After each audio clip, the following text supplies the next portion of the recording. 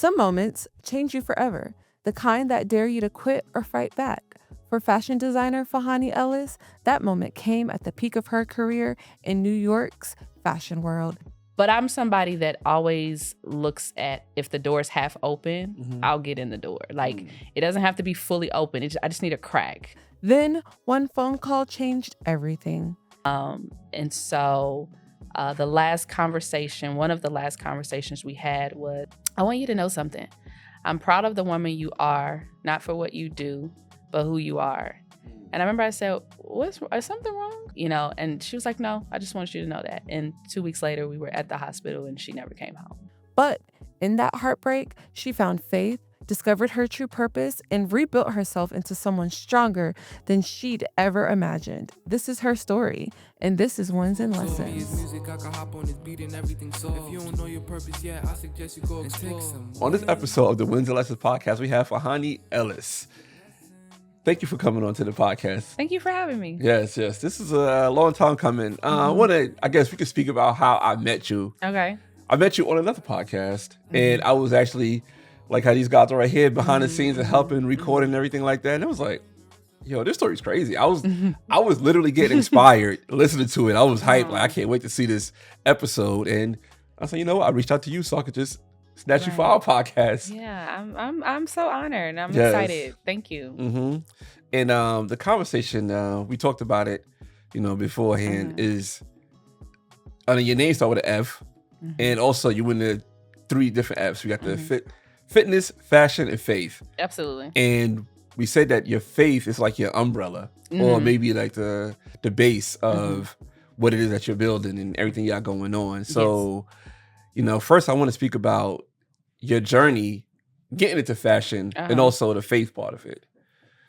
So I guess it depends on what angle we want to go. So if we go Is your angle all the way back, so I've always designed since I've been a child. Always designed, always had a desire. Before I knew what a designer was, I was calling myself a designer. Like, oh, I'm gonna be a fashion designer. And so long story short, in high school, I pretty much kind of made a name for myself in the city, making clothes for like, I don't know if you know who Derek Anderson is, but he's also he was a basketball player that lived in Kentucky. So he had a store. I did a lot of things from them. And after I graduated, I wanted to go to design school. And it was like $80,000 a year at that time. Wow. So I remember my brother was like, yeah, you can't afford that. So you need to figure out what to do. So it was like, my whole thing is like, you always have to figure out what to do. There's another option, right? So at that point, as soon as I graduated, I found a teacher that pretty much taught me everything about sewing. And then I was in a relationship with someone, and this is when Nicki Minaj first came out. And I remember we lived together. He came home. He was like, yeah, I think you can design for Nicki Minaj. And I was like, that was the first time somebody had introduced me to exposure to celebrities. Yeah. And I was just like, Nicki Minaj? What? And then I remember I listened to her song, her album, and I get inspired by music while I'm sewing as well. And I remember I just played the whole album, like from back to back for days. Yeah. And all of a sudden I just had a thought, maybe I should call BET. Like, it was just a random thought, like, maybe I should call BET. And I called BET.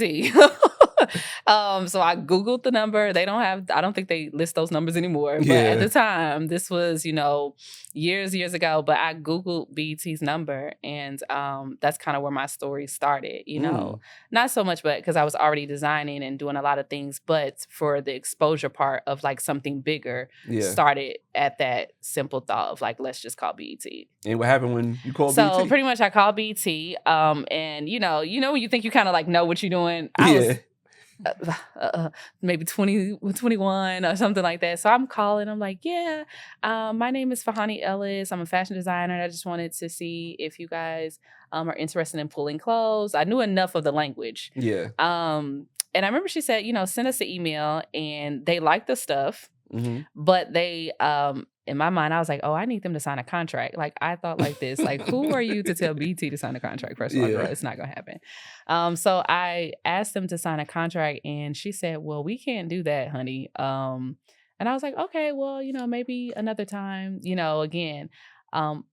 But I'm somebody that always looks at if the door's half open, I'll get in the door. Like it doesn't have to be fully open. I just need a crack. Yeah. And so at that moment, I knew that I have to make them, what's the word I want to use? In a sense, likable. Like I have to become likable to draw them in. And so I found out through the credits who all of the directors were in the fashion department, who the assistants were, who the stylists were. And I started to befriend them on Facebook because we didn't have Instagram at that point. Yeah. It had just started or something. But I befriended them on Facebook. And the more and more they would engage with my posts, the more and more we started to build a relationship. So at that point, like I get very strategic about things like that. So I just need you to kind of start commenting. At some point it'll move to more email, and at some point we'll have a conversation, and that's exactly what happened. So we started to formulate a relationship, and they kind of saw like all the things that I had done in my city, because I'm also somebody that believes that you are not going to be able to make it for me. I could apply for someone else. My thing was, if you can make it in your city, you can make it anywhere. So build your name in your city and allow this to carry you somewhere else. And so that's what I did. So I made a name in my city. I did fashion shows in clubs. It was crazy. Like everybody, if you go to Louisville, it's like, oh my God, like, you know. And so they saw all of that, and then they started to kind of continue to build conversations with me. And one day I was just like, you know, are you guys hiring? And she was like, are you in school? And I told you, I only need a crack door. If you think I'm going to tell you I'm not in school, you're crazy. Yes, I'm in school, but I'm sitting semester out. So that's exactly what I told her. Yes, I'm in school, but I am sitting a semester out. I was not in school. But that is none of my business. I just know this is a crack door and I'm walking through it. Okay. And so she was like, yeah, okay, well, we're not hiring yet, but we may be hiring for the summer. And, you know, I just continued on with the emailing. And at some point, she wrote me an email and she said, if you come to New York, I'll give you a job. I was like, oh, I'm out of here. And that is where, you know, my journey begins, is I moved to New York. I sold everything I owned. And I had $5,000 after I sold everything. And let me disclaim this.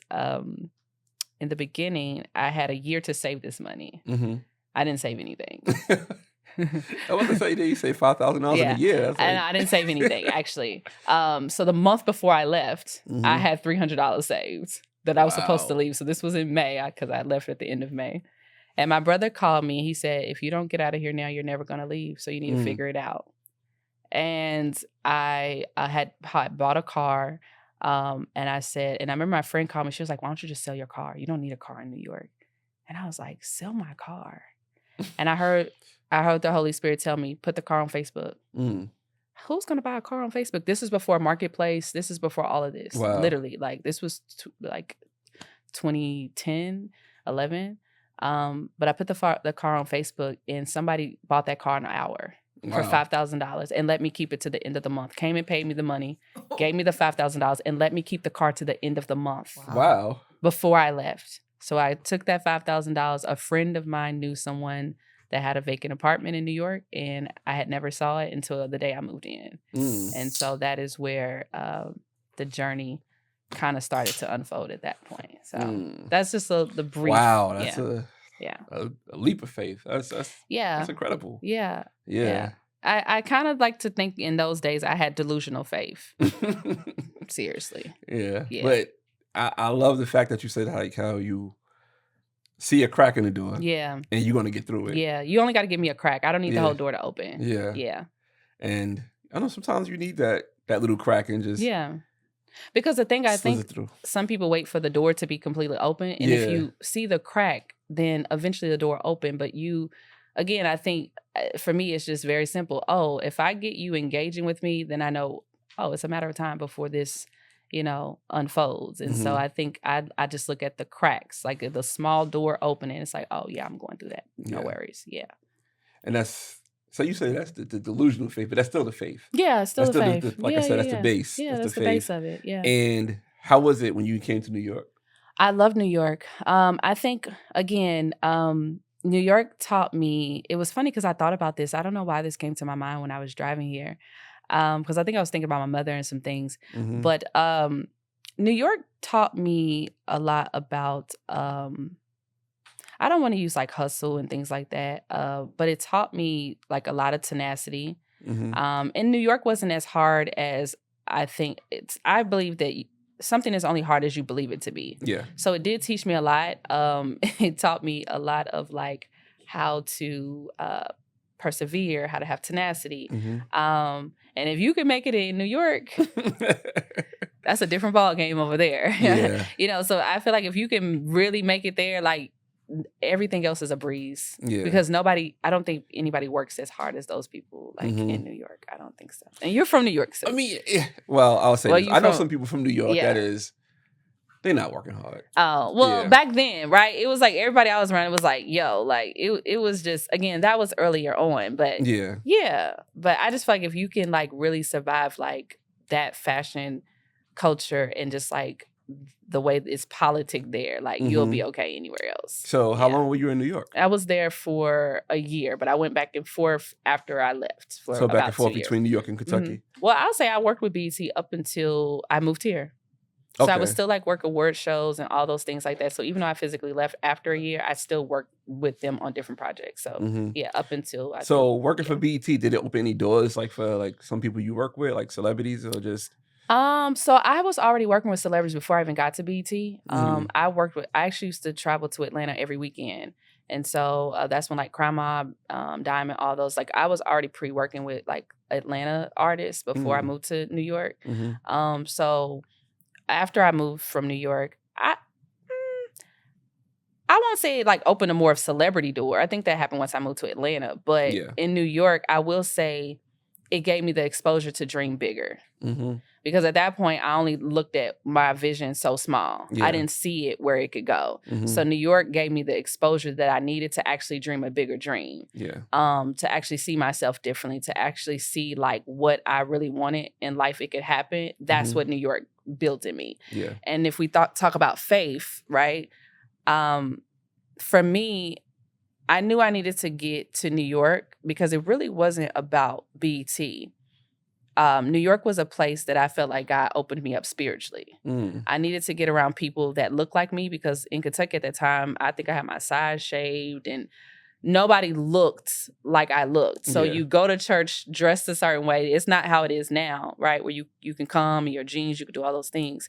I knew I needed to get around believers and faith-filled people that were my age, that dreamed big, that believed in God. And so God actually used New York as my stumping ground spiritually. So there I learned a lot. That's, we talk about like for real, things.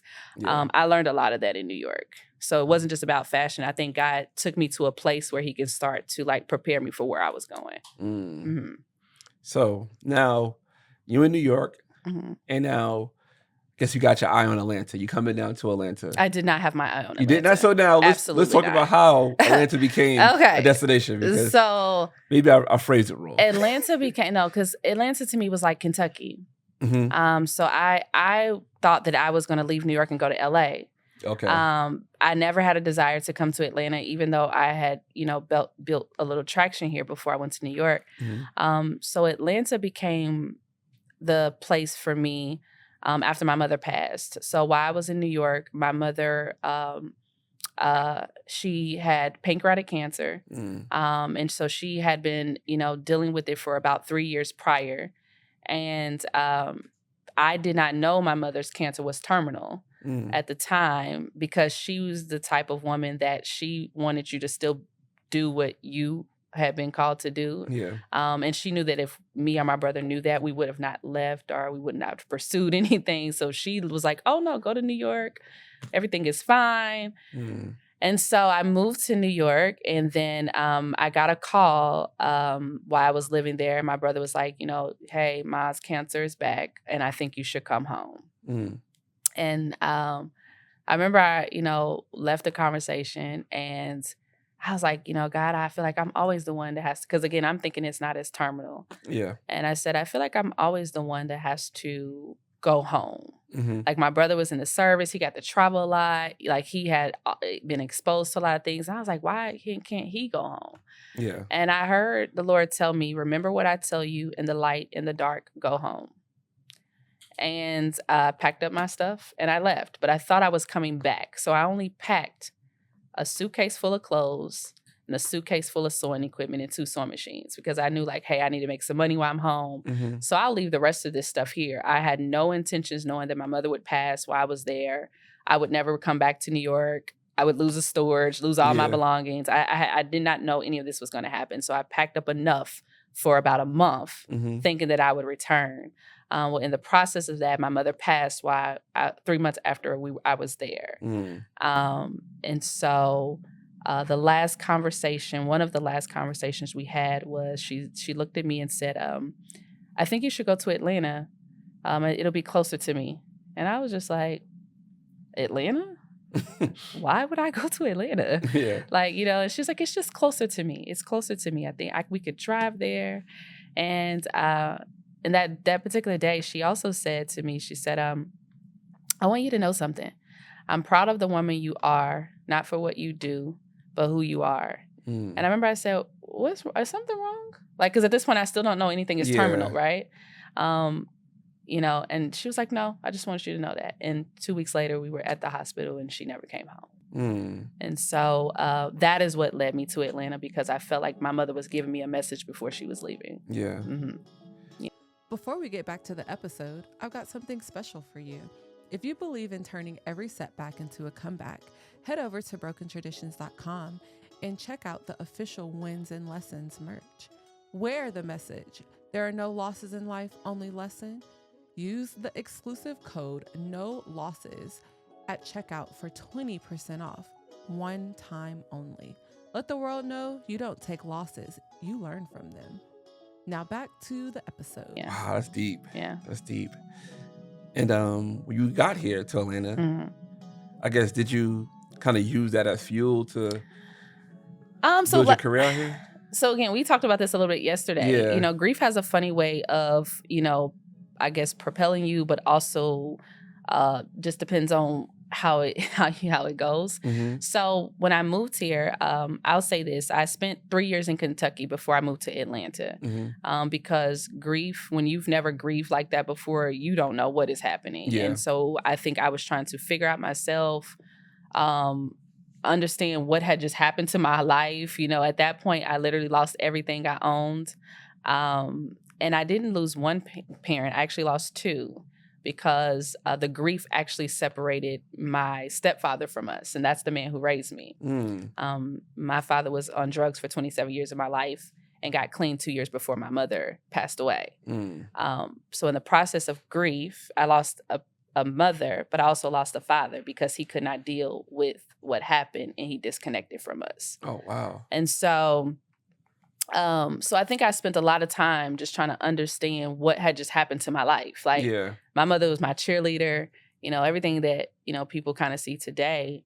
Those are things that she said that I would do, oh, you're going to work with this person. You're going to work, at the award shows. Oh, I can see, like, my mother kept every business card, every magazine clipping. Like, we couldn't go nowhere without her telling people about her children. Right. And so, I think I owed her, it was a honor to kind of like live something that she was not able to. Yeah. And so when she said go to Atlanta, I felt like, again, that was her telling me to go, this is the next place you need to go. Mm-hmm. And so I kind of always carry it in my mind, like, I'm just trying to make her proud. Yeah. Like, that's my whole thing.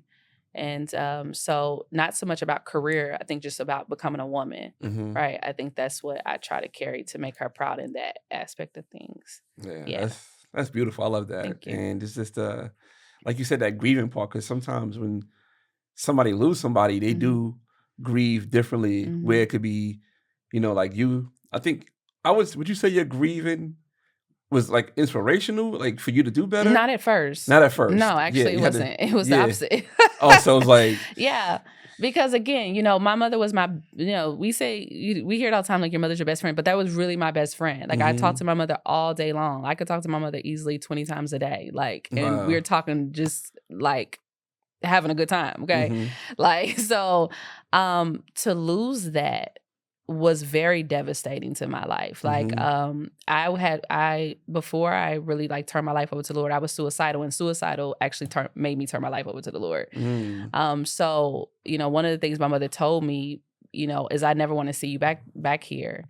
And I remember after my mother passed, I knew I couldn't like turn to like suicidal ideation or thoughts and things like that, but I thought I was going to turn to alcohol. And so my father was an addict for 27 years and he got clean 2 years prior. And I believe it was because we never know how things are working and we never know how God is working things. But I believe the Lord knew what was getting ready to happen, and he allowed my father to get sober 2 years prior. And he had a conversation with my mother on her deathbed, and she said, the only thing I need you to do is take care of them. And he said, I am. And he has been that ever since. And so grief actually, I thought it was going to kill me first. Wow. I really did. Because how people die of heartbroken syndrome. I honestly thought I was having a heart attack for the first 2 months after my mother passed. And I was going to the emergency room every week because I thought I was having a heart attack, but it was, my heart was broken. Yeah. And so I honestly thought I was going to not make it past 27. Yeah, I didn't think so. And like you had a support system? Nobody there for you? So the thing about then, I don't think people understand grief. And, we kind of briefly talked about that. I think I come from a family that are hard workers and they love you with tough love. Yeah.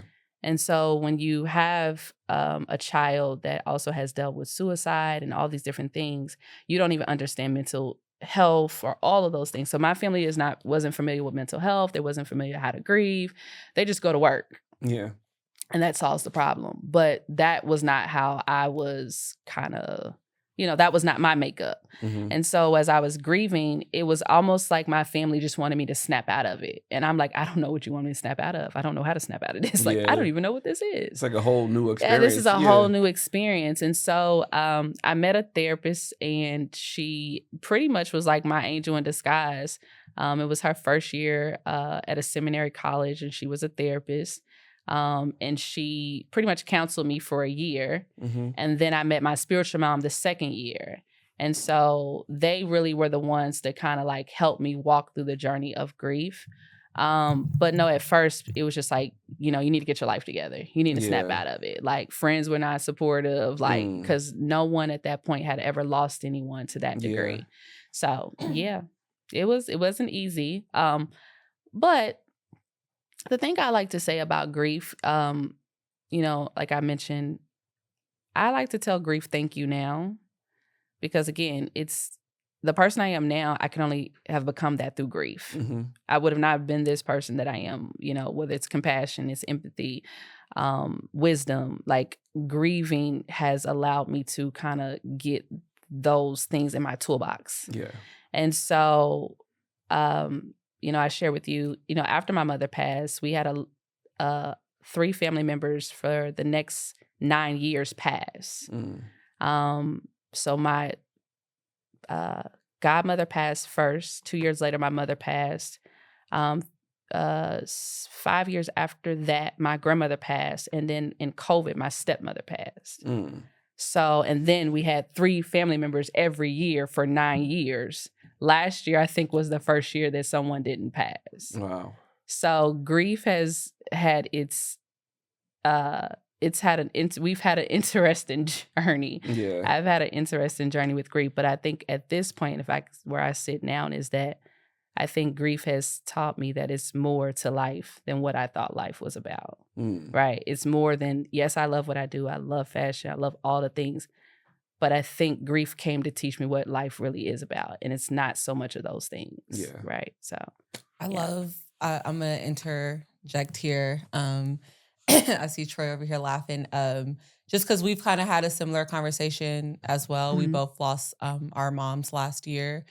My mom took cancer as well. And so I feel like it's inspirational to hear like you referencing grief in a positive way and that it's taught you so many things.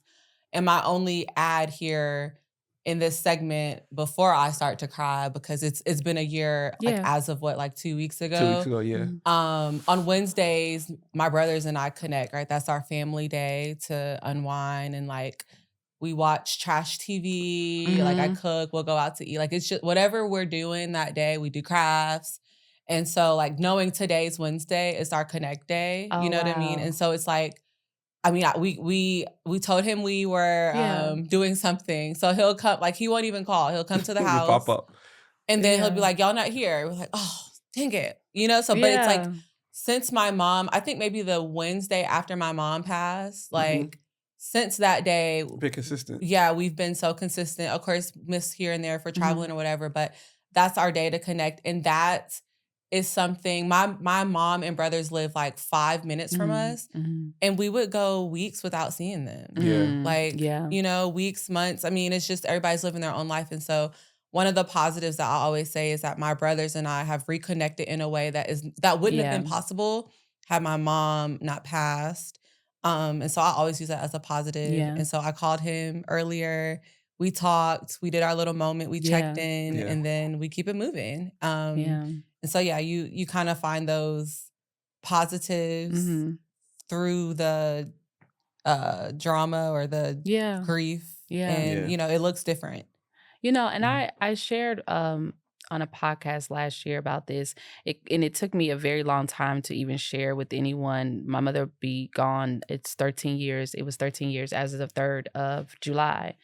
And I was only able to share this last year for the first time because it really was devastating to me when the Lord had told me this. And, you know, one thing that was beautiful about, I think, now I can say it was beautiful. Then it wasn't, right? That stuff was not beautiful. I wasn't trying to hear it. Now I can say it's beautiful.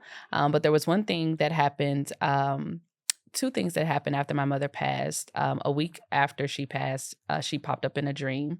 And because I was just really battling, like, is she okay? Like, I don't understand what's going on. You know, again, this was just such a new experience. And she popped up in a dream, but her body was deteriorating. And she said, I don't know. It was nothing you could do to keep me here. For whatever the reason that I was able to stay, whether it was for you. And then she said my stepfather. And then I woke completely up. But I felt that was my mother just letting me know that she was okay, first of all, right? And I remember the day that she passed, I came home as I was staying with them. And I mean, I was, you know, a mess. And I was just like, God, like, you just got to tell me, like, everything's going to be okay. Like, what is going on? And all of a sudden I heard, go to the closet. And I go to the closet and I heard to move past like a lot of like my mother's clothes and things like that. And I end up finding a card that I wrote her from 6th grade. And so those little moments like stay with me where it's like, you know, and there's been multiple other moments that I've had where I felt like she's let me know that she's still, you know, here and still around. You know, but months after my mother passed, I was sitting at my office I had in Louisville, and I heard God say that I wasn't, and I think I could say this without shedding tears now. I would not have been able to become the person I am with my mother living. That was very, very hard to hear because we don't have the same understanding that God has. And so for you to tell me that, and then I have to digest that, I don't really know how to take that. And so and I think about stuff that my mother said before she passed, like, I'm proud of the woman you are, not for what you've done. And I knew it was not in context. We were not talking about anything for you to give me that type of message. So I always look at those things, like, she gave me a lot of messages before she passed. And the day my mother found out she was going to go to hospice, I just was having this conversation with my brother last week. I said, you know, here's one thing I could say about us. We come from 2 resilient parents. We've watched our father battle with drugs. You watched him battle basically 30-something years. I watched him battle with drugs for 27 years. This man's life today looks like he has never smoked anything in his life. He turned his life completely around. This man stole things right off of us while we were asleep. We had a very crazy, upbringing with a parent that was on drugs. I said, and then we watched our mother know that she was terminally ill for 3 years. The doctors gave her 6 months and she beat it for 3 years. Every day she looked death in the face and chose to live. We don't have an option. Yeah. We don't have an option not to live. We don't have an option not to fight for what we want. We don't have an option not to believe God is going to do something miraculous in our life. We don't have an option because we were birthed from 2 parents that were that resilient, right?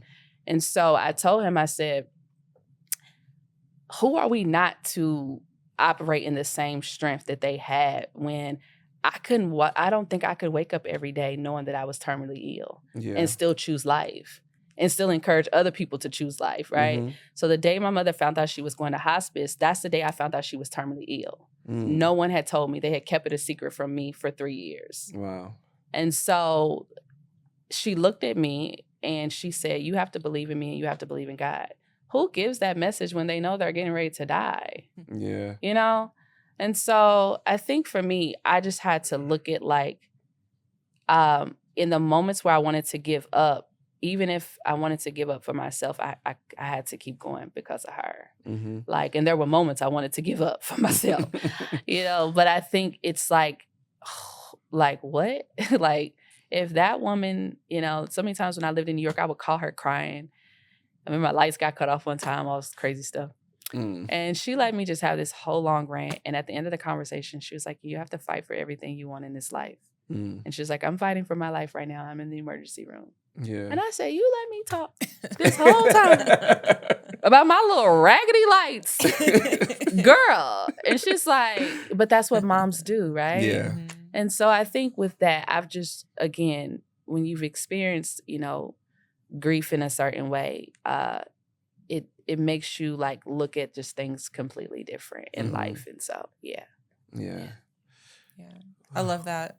I feel like it's everything's intentional. Yeah. This conversation, your presence on the podcast, even just us experiencing the grief we shared together, your father battling drugs. Yeah. In your childhood, it's crazy when you look back and you see through a lens of that mature, healed person and all those sacrifices that were made. So I love this conversation.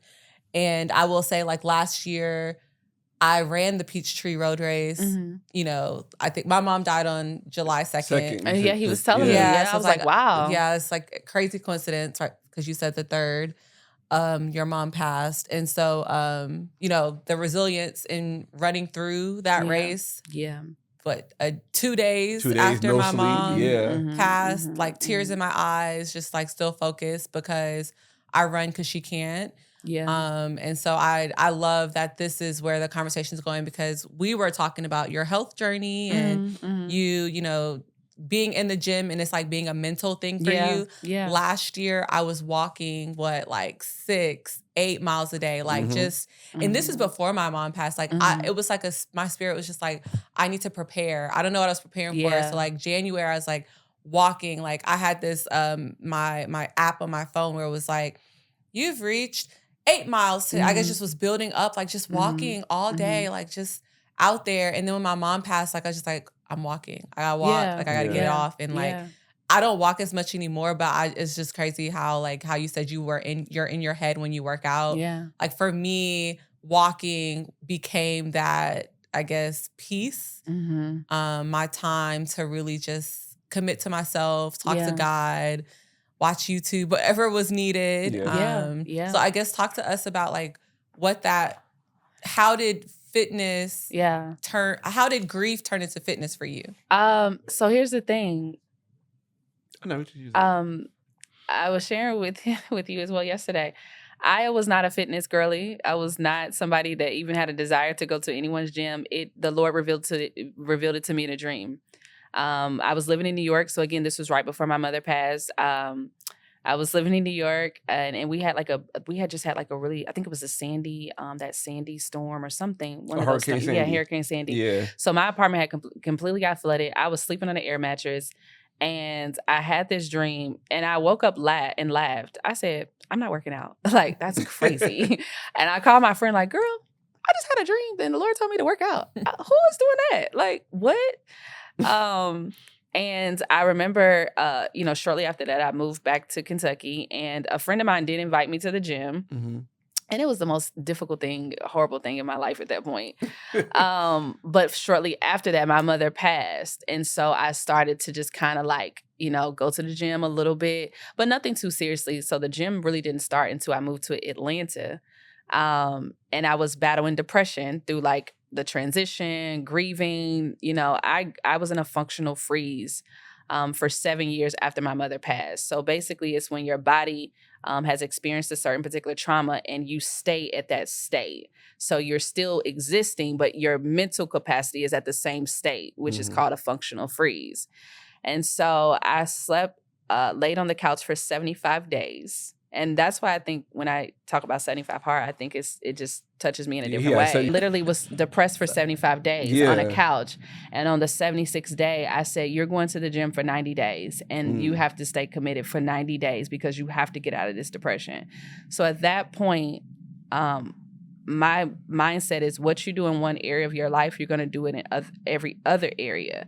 So the gym is going to show you where you are in life. The stronger you get here, the stronger you get in life. And one of my trainers at one point, he cussed me out and told me I was, I'm going to use clean words. But he was like, basically like, you're being passive aggressive, like all this stuff. And I remember I left there, I said, if you're being passive aggressive here, where else are you being passive aggressive at? Because what you do in one area, you're going to do that in another area. So the gym for me became not a physical thing, but it became where I started to sort out who I was. And so I look at the gym for more of a mental state. I'm solving problems, but I'm really actually getting to know me in the gym. And now I'm at a point where the gym teaches me about the weight of life. So life is going to get heavy. So the more, not to say, but in a weird way, the more weight I lift, it lets me know the capacity that I can handle outside of those doors. So I think that's how I just kind of look at the gym. It just, after my mother, after grieving, and just losing myself, it was just like, like if you just stay consistent to one area, it'll start to follow in the other areas, flow over in the other areas. And so that's what fitness in the gym became to me at this point.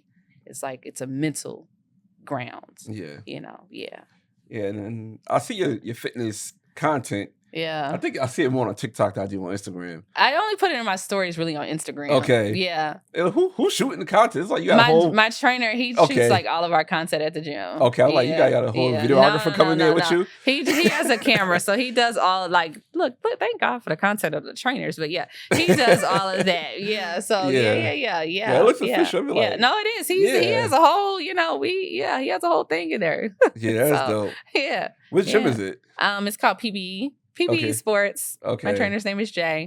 All right. Yeah. It definitely look official. So shout out to Jay for the content. No, it's good. Like, he trains us like athletes. Like but again, for me, it's like, because sometimes I think too, the gym teaches you like who you can become, right? Like, I think if people would have saw my videos like 6 years ago and the weight that I lift now, is like, no way she would ever lift that weight. But the more and more I kept going, I was just like, yeah, I need to get there. Yeah. Like, I always constantly challenge myself, because again, if I challenge myself in here, then when I come outside of here, then it's going to be easier for me, because all I'm doing is just putting myself back into the mental state of what I just came out of, if that makes sense. Yeah, I know somebody going to the gym now, and she's at I guess she just started going to these classes, and now like, just keep going. You just got to keep going, and you got to keep challenging yourself. Like, no, seriously. Like, if I showed you a video of like when I first started like lifting weights, you would not believe, like, I mean, I'm going to lightly flex here, right? Okay. When I have a video when I think I was hip thrusting maybe like 100 pounds, and I was struggling. My trainers were trying to like help me lift it up. Like, I just hit 405. Oh, wow. That was last year, right? So it's just like, but there was a vision I had for myself. Yeah. It wasn't about anybody else. It was like, I want to see what I can become, And I like, now, and I've been watching a lot of fitness videos with like hang cleans, because I'm like, I want that. I just want to. And so I start to put a mental picture of what I want to be. And then when I go, I just keep challenging myself. Like, it's not about them. It's like, add more weight. Every set, add more weight. You're going to get stronger. You have to get stronger. So you just got to keep going. Yeah. I mean, Yeah. I love that he's calling me out. I didn't say I your felt name. like you were saying. I felt like it went He to was like your definitely wife. calling me out. I will say that I've had several fitness journeys throughout my life where it's been like, ups and downs, trainers, consistency, all the things. I think the last 3 years has been the most committed I've ever been to like a consistent regimen. Plus, like we talked about, eating right. Yeah. And so right now it's just a matter of like getting my body to where I want it to be. So I feel you on like when I'm in the gym, like I said, I go to the classes with all the ladies in there who are so like fit and inspirational, but I'm like, okay, my goals are this, and this. Like I want to be able to do a pull-up. Or I want to be able to do a split. Like these are things that like I've been talking about for years. And so I'm working towards doing those things. So yeah, it's calling me out, but I definitely feel you in that. It's inspirational in your head. Yeah. It's me for me. And like you said, in your past life, you were an athlete. Somewhere in one of his lives. I think in my past life, I was like, I had to have been maybe I didn't even want to say that. He called me, y'all, this is for everyone. He said I look like a what did you say? I say you like a former basketball player. A former basketball player. Yeah, like you played in college or specifically something. a point guard. And I'm like, okay, if that's my body build. But then the other day he's like, he's always comparing me to athletes. So I'm like, okay, well, I'm gonna be an athlete. If you gonna keep comparing me to athletes, you about to say what I said to you before? No, because that's gonna be I want to be offensive in here. I don't know anyone's relationship status. Oh, I was like, okay.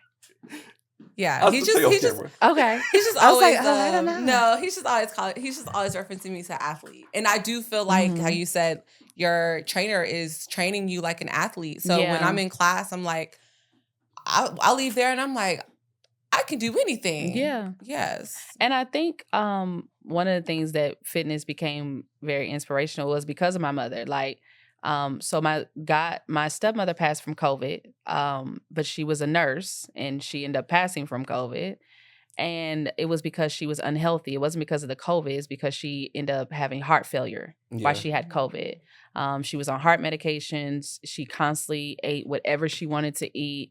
And I knew it was really bad. So I got into really like holistic things after my mother, and like studying a lot of like things about the body, because I was like, man, I just wish we knew some of this stuff, like while she was living, So it really like drove me into holistic living. And then I had my own personal things that also drove me there. But I tried to get my stepmother to get on herbs. I was trying to do everything possible before any of this was happening. And she would always tell me, oh, you're going to die one day. Oh, it's okay. This, and that.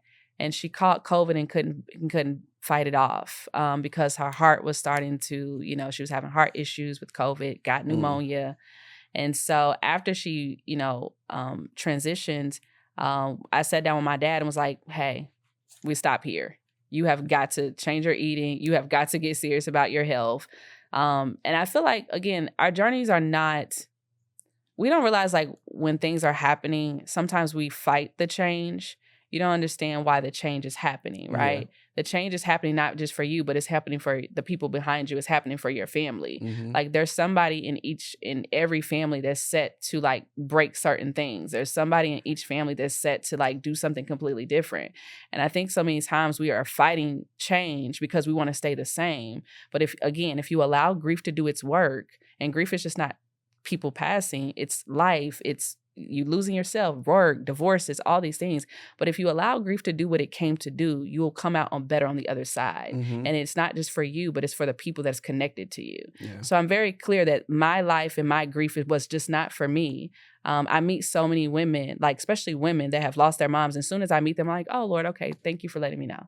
Because I know what this is, right? This is not just a encounter, but it was divinely because there's a message that they need to for them to continue on for their journey, right? And so I think if we allow grief in whatever aspect it is to do its job, that's when you get to thank you. Yeah. And that's how I got to thank you, because I started letting grief do its work. And so that led me to saying like, you know what?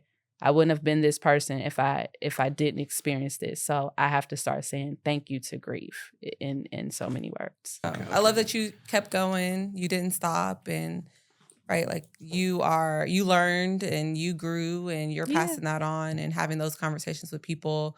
I was talking to someone the other day, and they were like, what did she say? She's like, stop saying your mom died or passed. And I was like, you can't tell me how to grieve. Like, this is the word I'm choosing to use right now. And I mean, it's, what do you want me to say? Like, I can't say it any gentler because it still feels the same. So, you know, it's like everybody has their own way of dealing with things, saying things, and you being a vessel for like this communication is so important because, you know, you learn, like, even I talked to Leron, your dad's been gone for 30 years. 30 years, right? And so sometimes it's easy to forget that I'm talking through experiences. Like, one of the things I say is like, sometimes I feel alone and that my mom's literally not here. And so I'm having those conversations and like, I'm like, wait a minute, you're missing a parent too. So it doesn't matter how long it's been, it's still the same impact. It's still the same results. It's still the same grief. There's things like my mom said like she passed me off to him, right? Like she's always like, she put me in his hands. And she was saying that even before she passed. And it was like our thing, like she calls him her favorite son, which is kind of offensive because I have two brothers. But you know. She said, but this is okay, I'm the best. I mean, it works. It's always like that with me. But it's like, I'm everybody's favorite. I think about where he, you know, him having lost his father at the age he lost his father. He was 12. And the impact that has been not only on the 12-year-old him, but him now and like, you know, future. So how you said like you now versus years ago when your mom passed, it's like you wouldn't have been this person. It's no way because you wouldn't have had the same experience. And so I think like even within this year of growth for me, like where will I be when I think about like 5, 10, 15 years from now, and I'm like, my mom's been gone that long, but I am such a different person today. So imagine 5 years, 10 years, because of all the things I've had to deal with, like burying a parent, you know, like writing an obituary, all of that, picking out clothes, like it sharpened you or sharpened me in a way that like nothing else could have done. No school, like no learnings, like no conversation with someone else. There's no book for it. And I think you know, one of the lessons that I and I didn't even think about this until you were just talking, but one of the lessons I think is, one, beautiful that you and your brothers have, you know, developed a closeness in this relationship, you know, as siblings. I think also it lets us, grief reminds us like to be intentional with family. So prior to my mother passing, I remember I was traveling back and forth from Atlanta before I moved to New York. Then I moved to New York, and then, you know, all these different things. And I was like, I always say I'm a black and white person. When I'm on, I'm on. But if I'm off, I'm off. Like I don't do that in between. It's either on or off, period. Now I try to ride between the gray because I'm like, oof, okay. But I remember my mother used to always ask me to make her something. Oh, can you make me something? And she called me Pooh. So, Pooh, can you make me something? Can you make me something? I'd be like, Ma, okay, I'm gonna do it. I promise I'm gonna make you something. I'm gonna make you something. I never made it until I had to bury her. And so that was devastating. I had to make my mother's outfit to bury her. The first outfit that she had ever had for me was at her burial. Wow. And that was devastating because it made me realize that I had put so much in front of just the simple things. Like, oh, I'm trying to get to this. I'm trying to be this. I'm working. I'm doing this. I'm busy. Like, you know, all these different things. And it was just like, so I think after that, I did not fully like go back into work mode really until about maybe 6 or 7 years ago, like maybe 6 years ago, because I was afraid of missing small moments. Like, again, so you go through so many cycles of grief. It was like, I don't want to miss anything. I want to be here. I want to be there. I don't ever want to like travel so long. I don't want to do any of this stuff no more. So it was like a freak out because it was like, I don't want to miss the things that are important because I'm just too busy trying to aspire to be something, you know, more for other people, right? Or like selfish ambition and I got to get this and I gotta get that. So you learn how to like take the lessons, add them to your life, you know, and all those different things. But now I just realized, you know, when it even came to work, you know, a couple of years ago, like I said, grief is just not one thing. The Lord had told me I was prostituting my gift. As long as they pay you, you're going to go do the job. That's prostitution. Yeah. Right? And because I was fearful of money, because after my mother passed, I was homeless. I would just, you call me, I'm there. You call me at 5 o'clock in the morning, I'm there. 2 o'clock in the morning, 6 o'clock in the morning, I'm out. Like, I got to keep this money in my pocket. Right? But it was leading me to depression. So I was traveling. Everybody see like, oh, you know, I worked over the last, you know, I guess 7 years that I've been doing this here. We may have, I serviced like maybe 250 celebrities from, you know, top of the top to, you know, just, you know, everyday people. But I serviced 250 celebrities, but I was prostituting my gift because I was fearful that I would be homeless again. And I did not want to do that. And so the Lord told me last year, I'm giving you a favorable departure. And I went from all of those clients, and it almost was like if you dump a cup like that, that's exactly what happened. So now I had to grieve something over again, a life that I thought that I wanted, but a life that was also leading me to hell. It was leading me to selfish ambition, and it was getting ready to lead me to suicidal thoughts again. Right? So those are the things we don't talk about, you know? Like, yes, we see all the things that we see on Instagram. Yes, you're doing all those things, but there's a price for that too if you don't have boundaries.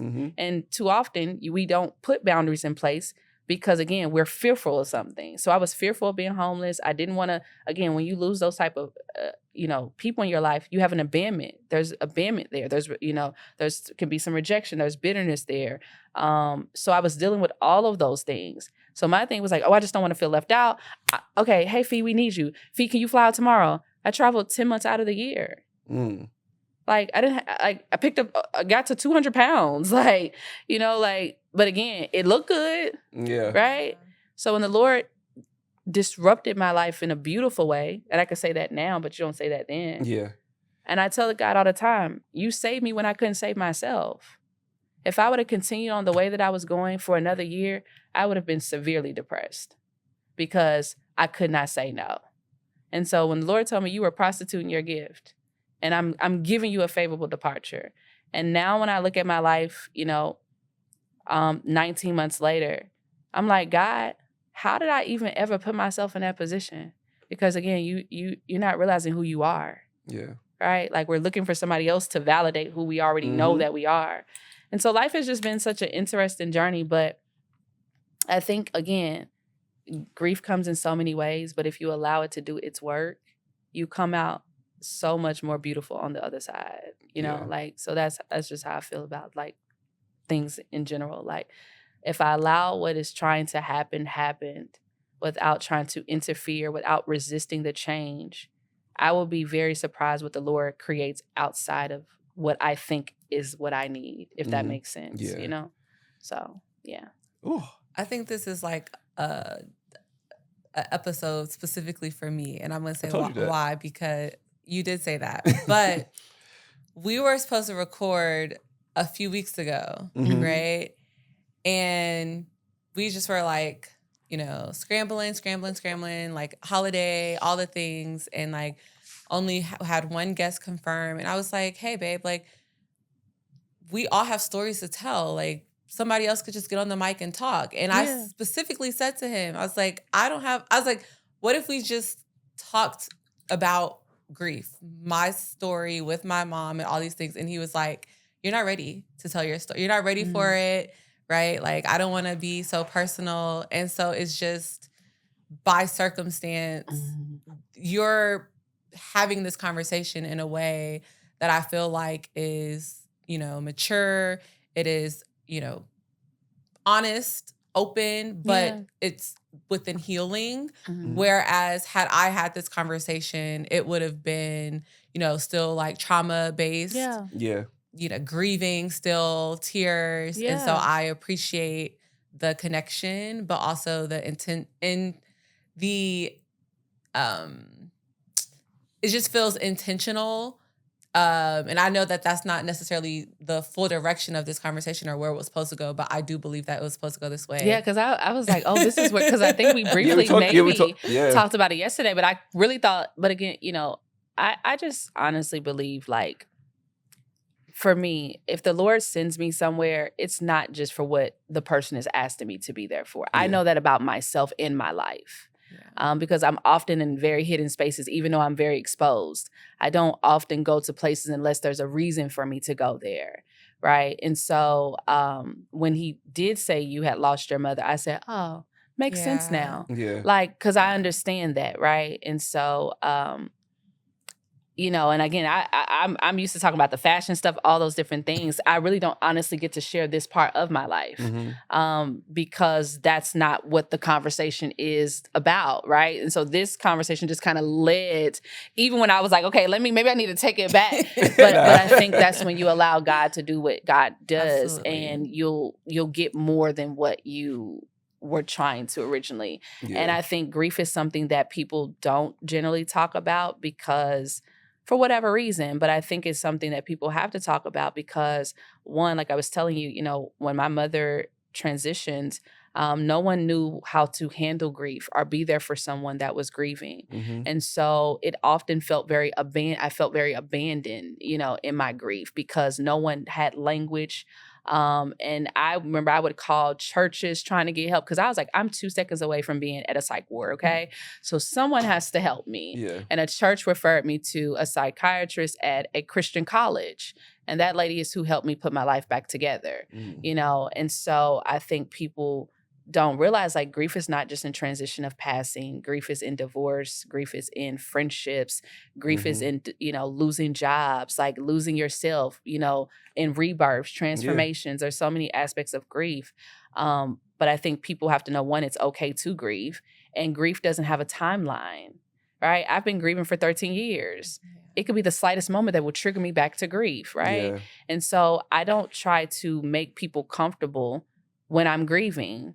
I let them know what I may need, and I let them know, like, hey, this is what's going on. But I'm allowed to grieve, and I don't have to explain that, right? I don't have to make it make sense. I think a lot of people need to hear that. Yeah, I don't have to make it make sense to you. I'm grieving, and I'm okay to do that, right? And so I don't put a timeline on my grief because what I do realize, even though the years go, the pain is still going to be the pain. You learn how to manage it. You learn how to deal with it because life has to go on. Yeah. But there's so much that has to come up in grief. So you're a year now. Don't put a timeline on it. Like next year, you may just want to focus on, okay, I want to look at this part of like how I've been feeling. Like, so I think we try to rush out of it. And, my brother, where I grieved openly in the beginning, my brother didn't. So he suppressed his grief for years. And then he was on a plane probably 7 years later and broke down crying on the plane. And that is when he had to start dealing with his grief. Yeah. When my stepmother passed, my little brothers, because of our experience, we found ourselves back in the same situation. 20-year-old, men lost their mother. Then they lost their grandmother a year later, 2 women that raised them. And the first thing my father said was, what should I do? I don't know what to do. Like, do I know I still have to be here? And I had to share with him our story. Don't be what happened to us. That man was in our life for 20-something years and walked away after my mother passed. Be there for them. They only know you as the father they have. Yeah. You have 3 children. 4 children. Just because she's no longer here doesn't mean you get the right to stop being a father. Exactly. Right? Yeah. But because of our own experience, we were able to like walk my father through this experience with them now that they had lost their mother. And so I think that it's conversations that have to have because everybody's grieving. Yeah. Whether it's you lost the love or you lost the parent, everyone grieves at some point in their life. Yeah. And if you don't have people to help you through it, I've seen more people be suicidal because they don't understand grief, and so, but again, I think if you allow it to do its work, and I can say that today, you will be happy with who you became. Yeah. Like I think I'm very happy at like the woman that I have become. But again, it's from the story that I've had to live. Yeah. Wow, that's a great message. Yeah. I really greatly appreciate you coming here and sharing that message with us and having this conversation. It was a beautiful conversation. And honestly, when I booked you, I didn't know we was gonna go this direction. I didn't either. I did not. I really thought we were going to a whole fashion lane. No, but I'm This so is used better. to that conversation because, like I said, I'll be honest. I've only really talked about grief maybe 2 times in interviews, and that was the one last year and this year. But most of the times they're all just about like you know who you work with, the fashion, this and that. You know, so I'm very surprised that it went here, but evidently it needed to go there. So yeah. All right, so before we wrap it up, we gotta let the whole world know where we can find Fee. Yeah, so you can find me on my socials, Instagram at Fhonia Ellis. That is I'm mainly on Instagram. Okay. I do get on TikTok. I'm trying to get used to TikTok, but Instagram. So it's Fhonia Ellis on Instagram. So. All right. No Facebook, none of that? Yeah, well, Facebook too. Fhonia Ellis on Facebook, FhoniaEllis.com, Fhonia Ellis on Instagram. It's my name everywhere. You can find me that way. That's great. That's so dope. Yeah. Thank you so much for coming on. Thank you for having me. Thank you so much. Also, be sure to check out the Wins and Lessons EP by Jamari Cash Out. Now streaming on all audio platforms. Songs inspired by the Wins and Lessons podcast. It's all about wins and lessons. Wins and lessons. All I do is win or it's a lesson. I can take a loss if I learn from it. And I feel like a boss, only right I go in. I'm just thanking God for all his blessings. Cause all I do is win or it's a lesson. I can take a loss if I learn from it. And I feel like a boss.